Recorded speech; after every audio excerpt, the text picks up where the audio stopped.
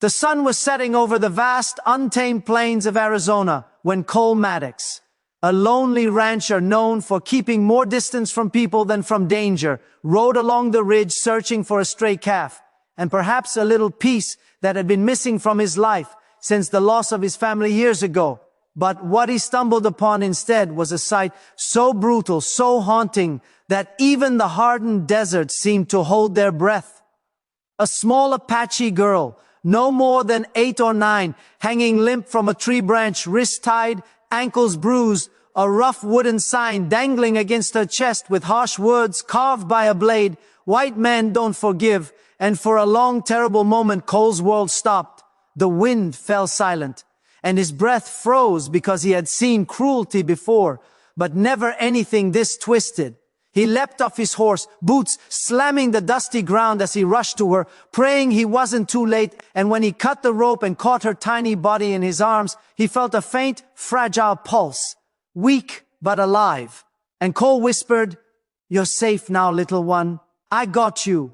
Though he knew the real danger was far from over, as he carried her to his horse, he wondered who would do such a thing, who would hurt a child, and the answer that surfaced chilled him to the bone. Vigilantes, men who believed all Apache were enemies, men who had taken justice into their own hands ever since a violent skirmish months earlier claimed settlers' lives, men who had sworn revenge on any native they found, innocent or not.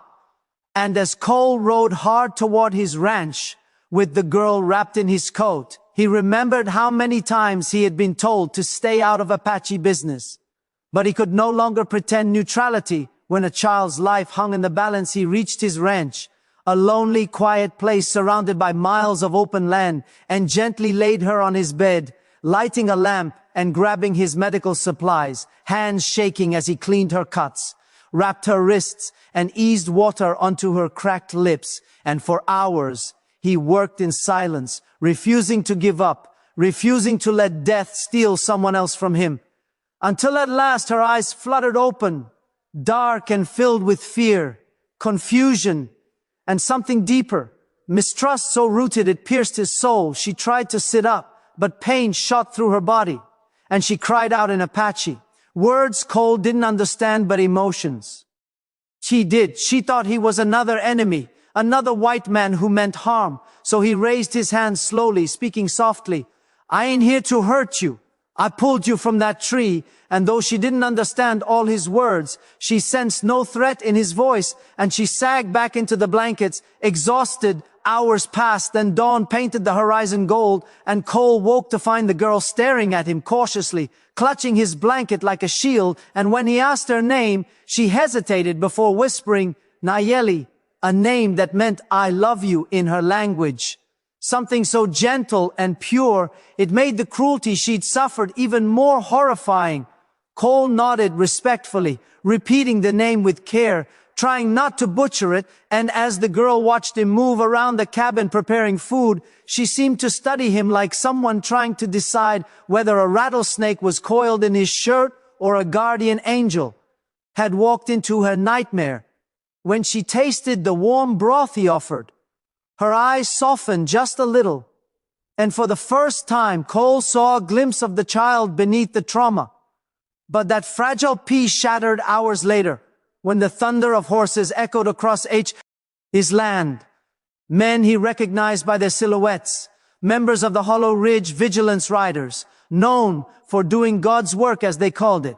But in truth, they were fear-soaked gunslingers who believed violence was a cure-all for their prejudice. And their leader, Colt Avery, a man Cole once called a friend, yelled out, "Maddox, we saw tracks on your land. We're looking for an Apache brat that got away. You best not be hiding her." Cole felt ice crawl through his veins because he knew these men wouldn't think twice before killing the girl or him for standing in their way. And as Nayeli heard the voices, her small body trembled with terror, tears welling as memories of the tree and the cruel men who bound her resurfaced. So Cole knelt beside her and whispered firmly, "I won't let them take you. Not while I'm breathing." And something in his voice made her believe him, though fear still clouded her eyes. Stepping outside, Cole kept his rifle slung low, but his stance unshakable, telling Colt Avery there's no Apache here. Just cattle and dust. But Colt's snake-like grin suggested he didn't believe a word. The men dismounted, pushing past Cole, stomping around his barn, kicking down feed buckets, searching like wolves hunting blood, and Cole's anger simmered as he watched them tear apart his property, looking for a child they intended to butcher. And in that moment, he realized something. This wasn't just about protecting Nayeli. This was about protecting any hope of humanity left in the land. When the riders circled back, Colt stepped close enough for Cole to smell the whiskey on his breath and hissed, "If we find out you're protecting one of them, you'll hang with her." And Cole stared into his former friend's eyes and said, "Ain't no child deserves a rope." But Colt laughed, mounted his horse, and spat. "That's where you're wrong.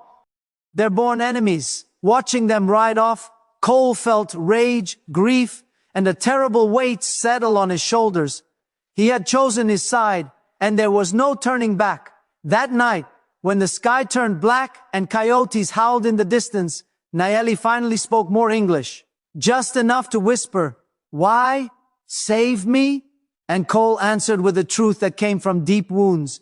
"Because no one saved my daughter when she needed someone, and I can't let another child die if I can help it." And Nayeli, though young, understood the grief behind his words, and she touched his hand briefly in silent gratitude.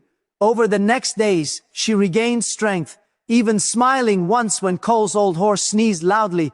But danger loomed like a storm on the horizon, because the vigilantes had found tracks near the canyon, and rumors spread that they knew the girl was alive, that a traitor rancher was hiding her, and every passing day drew the noose tighter. On the 5th morning, just as Cole saddled his horse to go for supplies, Nayeli tugged his sleeve and said, "They come soon." Her eyes filled with dread, and Cole nodded, knowing she was right. The riders wouldn't stop until blood was spilled, and that moment he felt a fire ignite in his chest, not of anger, but of purpose. He would protect her, even if the whole desert turned against him. But what neither of them knew was that someone else was watching from afar, a shadowed warrior from Nayeli's tribe who had been searching for her since the night she disappeared. A man whose arrival would change everything. Alliances, destinies, and the battle for justice in a land soaked with sorrow. And as chapter 1 comes to a close, the stage is set for a storm that will test courage, loyalty, and the very meaning of forgiveness.